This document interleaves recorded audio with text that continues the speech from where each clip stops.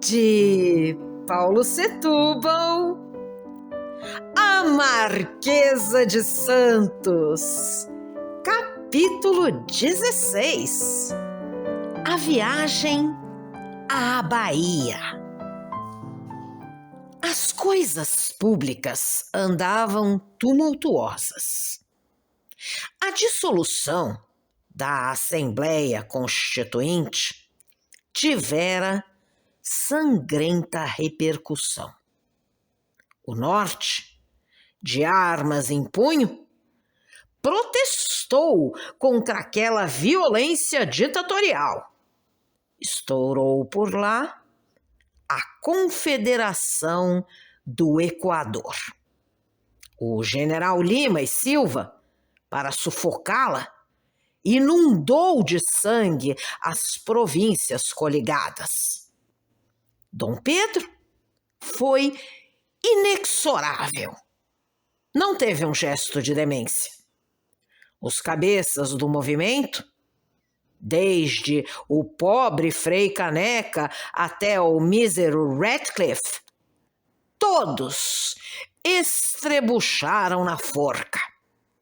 E mal ia amortecendo aquela onda revolucionária, já o Sul, de bandeira desfraldada, rebelava-se também contra Dom Pedro. Arrebentou a Guerra Cisplatina.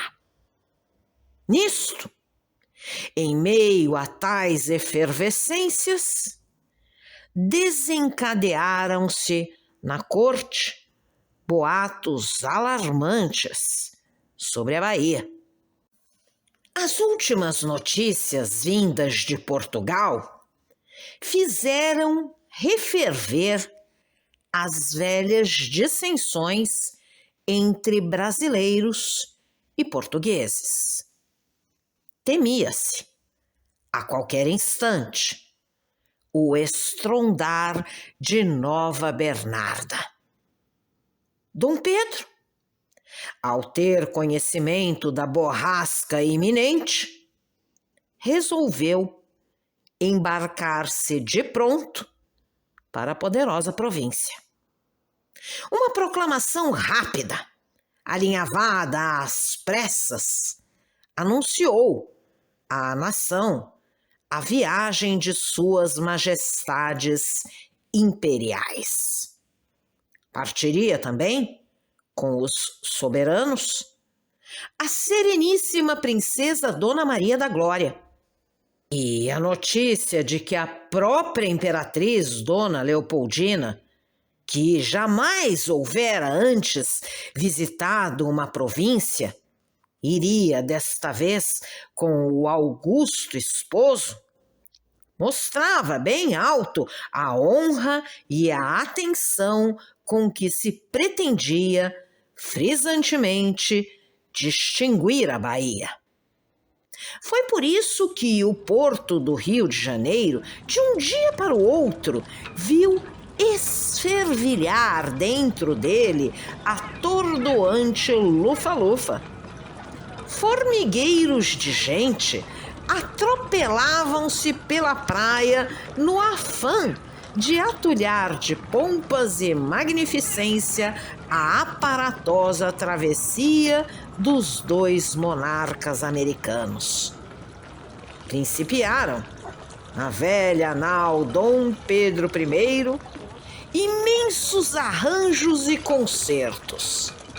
Eram carpinteiros que levantavam tabiques às carreiras, pintores que refaziam as tintas desbotadas dos beliches, decoradores que colgavam telas às paredes, tapeceiros que acolchoavam a nau de panos raros e veludos de preço.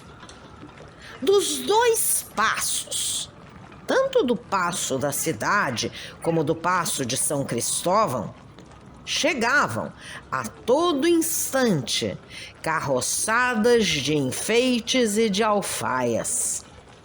Eram reposteiros, brocados, colchas da Índia, candelabros de prata, cristais, baixelas, toda uma requintada profusão de luxo e de conforto.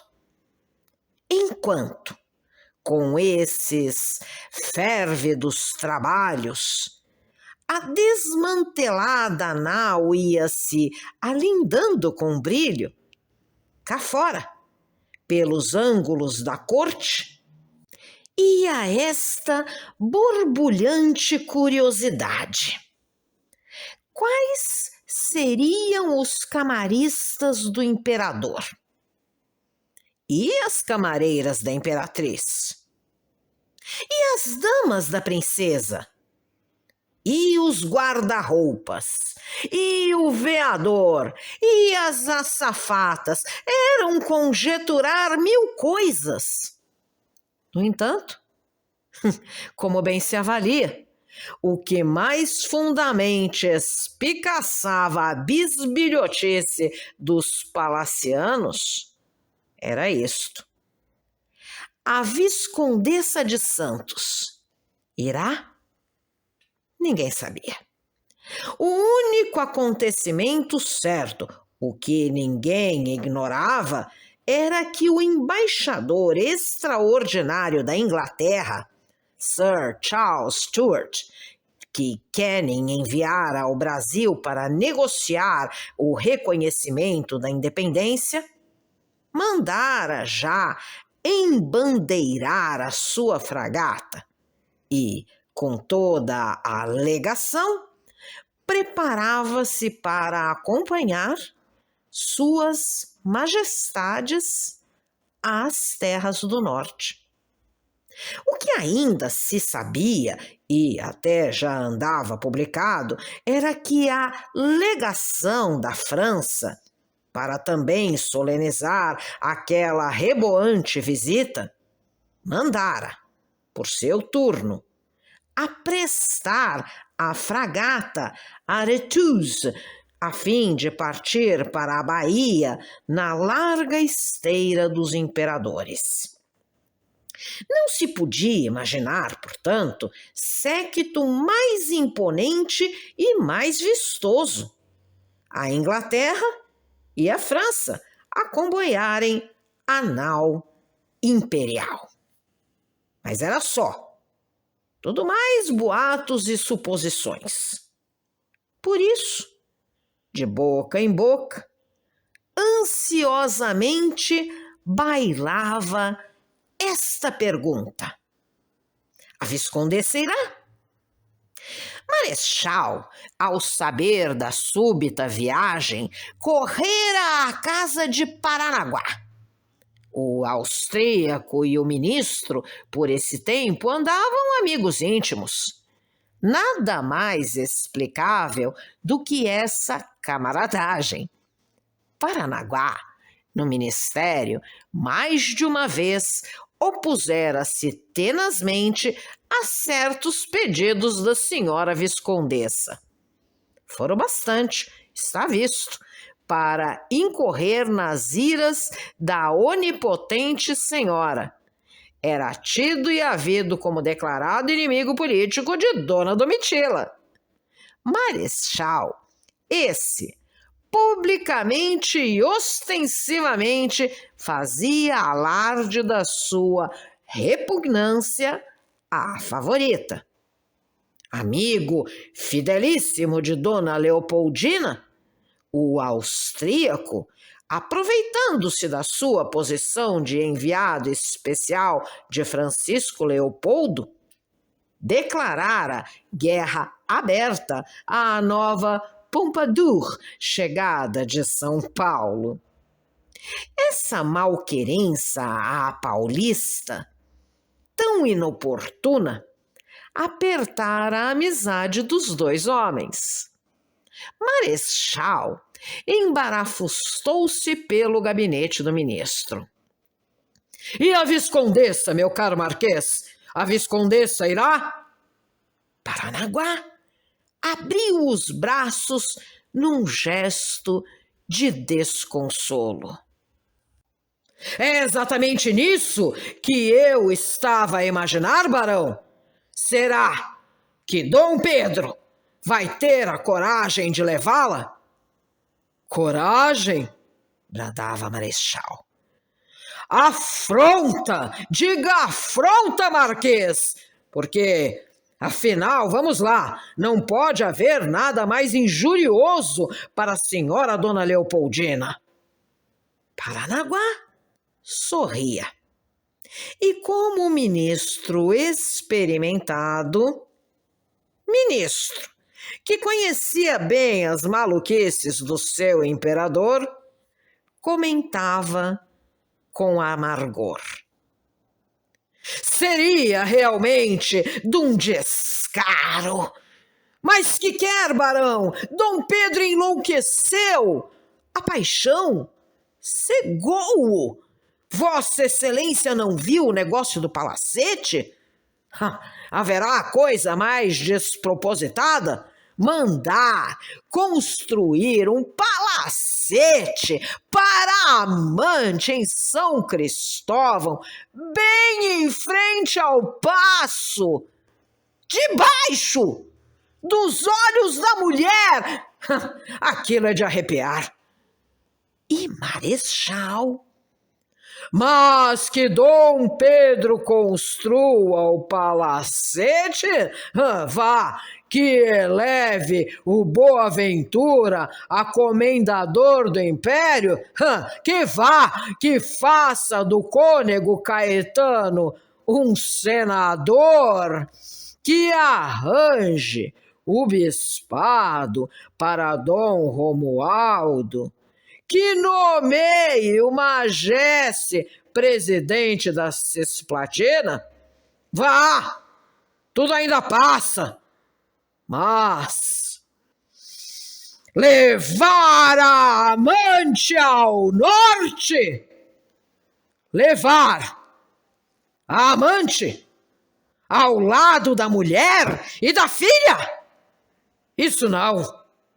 Isso é demais. Paranaguá concordava. Era de fato revoltante. Não podia haver escândalo maior, nem mais assintoso. E o velho Marquês, meneando a cabeça, rematou com uns restos de esperança. Mas Dom Pedro talvez não a leve. É muita audácia. Tudo na vida tem limite. Mas a verdade é que ninguém sabia ao certo. Todos os da corte, até os que privavam de perto com Dom Pedro, julgavam também que, ao menos desta vez, Sua Majestade não tivesse o despejado arrojo de exibir aos baianos, ao lado da mulher e da filha, aquela comprometedora dama, de tão malquista nomeada, que o Brasil inteiro, revoltado, apontava como a favorita do imperador. Mas a ilusão durou pouco. Em breve, pelo paço, divulgou-se a lista dos que receberam a cobiçada mercê de partir com os imperadores. Pouca gente, sim, mas todos fidalgos do melhor estofo. Ao serviço da imperatriz, entraram apenas 3 senhoras. Para a primeira-dama, senhora Viscondessa de Santos. Para a dama efetiva, a senhora Viscondessa de Itaguaí. E para a dama honorária, a senhora Condessa de Lorena. Vereador Francisco Martins Teles. Ao serviço da princesa entrou apenas uma dama, a senhora baronesa de Itapajipe. O serviço do imperador, porém, fora um pouco mais extenso. Camaristas, o Marquês de Cantagalo, o Visconde de Lorena, o Barão do Rio Pardo e José Saldanha da Gama. Um dia, enfim, com a nau Dom Pedro I transformada em ninho de luxo, verdadeira maravilha de graça, toda aquela corte, garrida e barulhenta, embarcou-se alvoroçadamente para a reboante viagem da Bahia. O grave barão de Souzel, comandante da esquadra, uniformizado de branco, recebeu suas majestades no portaló.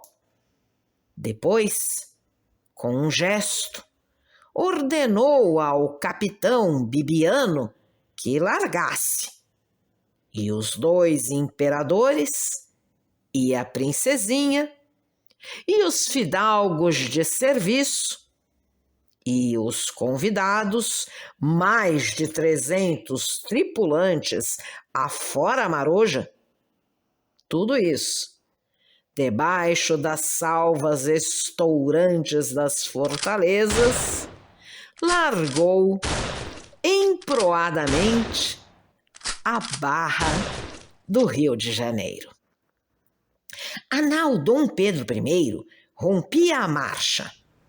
A Niterói e a Ipiranga seguiam-lhe ao encalço. E as fragatas das embaixadas, com os pavilhões a panejar ao vento, lá se iam também, balouçantes e donairosas na espumarada do cortejo magnífico. A vida de bordo correra branda e fácil. Cordialidade urbana e distinta entrelaçada a todos.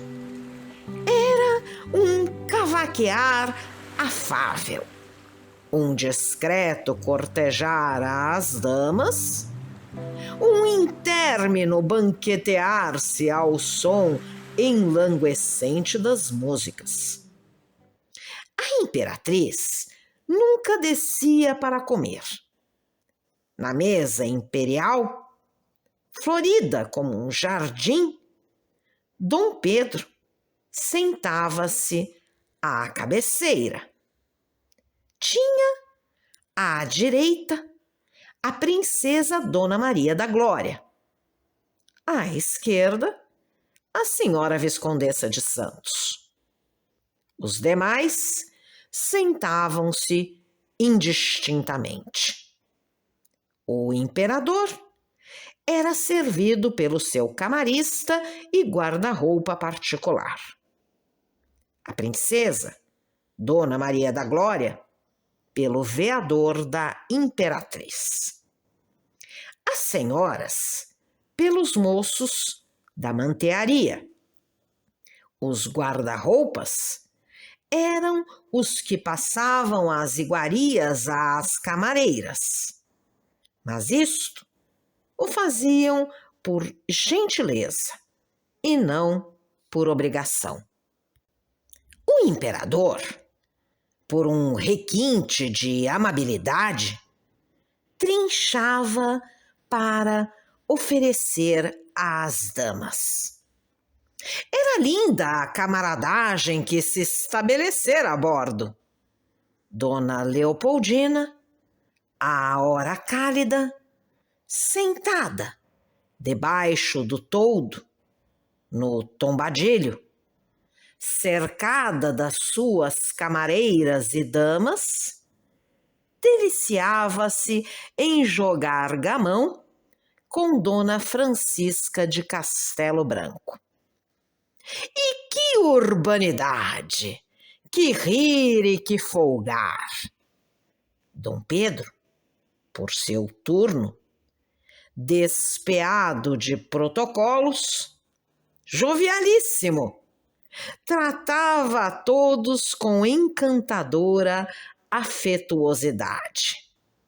E por uma simpatia particular que dava na vista, Sua Majestade não largava um momento do Visconde de Barbacena. Mal saía do beliche, cedo, já o imperador indagava de Caldeira Brandt. Chalaça! Onde está o Barbacena? Vá buscar o Barbacena! Dona Domitila, de seu lado, soubera ganhar, com habilidade, a estima ingênua de Dona Maria da Glória, a doce princesinha de 7 anos. E de braços dados com ela, indo e vindo, passeavam ambas pela ponte, numa estreita cordialidade, a rir como 2 íntimas amigas. Era chocante. A favorita tornara-se decisivamente a mulher suprema do império. Era a Pompadour do Brasil. Não havia cabeça, por mais alta, que não se curvasse ante o seu prestígio. A imperatriz? A pobre Dona Leopoldina, lá no toldo, debruçada sobre o tabuleiro de gamão, nem sonhava o que ia de cortejos e mesuras à afortunada paulista. Os camaristas bajulavam-na despejadamente. As damas sorriam-lhe com rastejante afabilidade. Os lacaios corriam risonhos para servi-la. O Chalaça incensava com cínico descaro. E o Moraizinho, que fora propositadamente destacado para a anal Dom Pedro I, não se despregava dela, escudeiro esbelto e louro, a segui-la por todo lado com os olhos muito lânguidos e muito compridos. A viagem foi encantadora. Tudo mar de rosas. Por isso, quando a nau ancorou na Baía Crespa de São Salvador, marchetada de velas brancas, todos os tripulantes palravam entusiasticamente da travessia. Que viagem! Dias incomparáveis! O Visconde de Queluz, presidente da província, viera a bordo para receber os augustos hóspedes Dom Pedro e Dona Leopoldina com a princesinha ao lado. Já haviam descido dos beliches a fim de tomarem a galeota imperial que os esperava. Mas Dom Pedro, antes de largar, corria os olhos pelos companheiros e, diante de todos, com um sangue frio pasmoso, indagava naturalmente: e a viscondessa? Onde está a viscondessa? O Chalaça correu à cata da viscondessa. Dona Domitila surgiu. Vinha, deliciosa e fresca, com um moderníssimo vestido de linho claro. Trazia uma rosa encarnada florindo-lhe na cinta, e a sorrir, borboleteante, debaixo do olhar devorador de toda a nau, saltou gloriosamente para a galeota imperial, onde Dom Pedro a reclamava. Se você gostou desse áudio, deixe seu like, compartilhe, deixe também seu comentário e se inscreva no canal, ativando o sininho para ser avisado dos próximos vídeos. Um grande abraço e até a próxima!